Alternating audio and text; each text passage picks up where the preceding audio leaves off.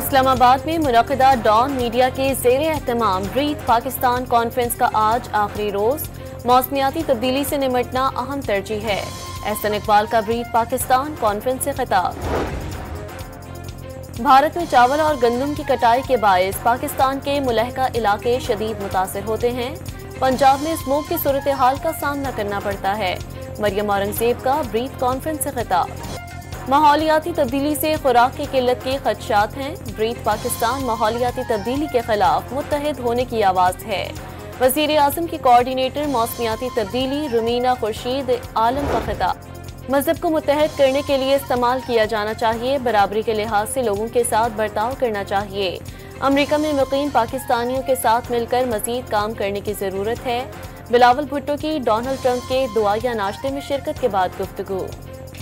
پاکستان اور چین کے تعلقات میں خلل ڈالنے یا کمزور کرنے کی کوئی بھی کوشش ناکام ہوگی۔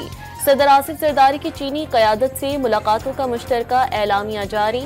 پاک چین پائیدار شراکت داری اور آہنی دوستی جغرافیائی سیاسی مفادات سے بالاتر قرار۔ وزیر اعظم کی مولانا فضل الرحمان سے ان کے گھر جا کر ملاقات، سربراہ JUI کی خیریت پوچھی، دونوں رہنماؤں میں سیاسی امور پر گفتگو۔ حیدرآباد میں وکیل پر FIR درج کرنے کے خلاف وکلا کا بائی پاس پر دھرنا جاری۔ قومی شاہراہ بند ہونے سے کراچی سے پنجاب اور اندرون سندھ آنے اور جانے والی ٹریفک معطل ہو گئی، مسافروں کو شدید مشکلات کا سامنا۔ چیمپئنز ٹرافی کے لیے لاہور کا قذافی اسٹیڈیم تیار، وزیر اعظم آج شام 7 بجے نو تعمیر شدہ قذافی اسٹیڈیم کا افتتاح کریں گے۔ افتتاحی تقریب میں ڈھول پرفارمنس، آتش بازی اور لائٹ شو کا شاندار مظاہرہ کیا جائے گا۔ علی ظفر، عارف لوہار اور آئمہ بیگ آواز کا جادو جگائیں گے۔ سہ فریقی سیریز کھیلنے کے لیے جنوبی افریقہ کی کرکٹ ٹیم لاہور پہنچ گئی، سخت سیکیورٹی میں ہوٹل پہنچایا گیا۔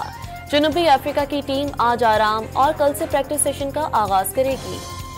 اور پاک بحریہ کے زیر اہتمام 9ویں کثیر القومی بحری مشق امن کی کراچی میں افتتاحی تقریب۔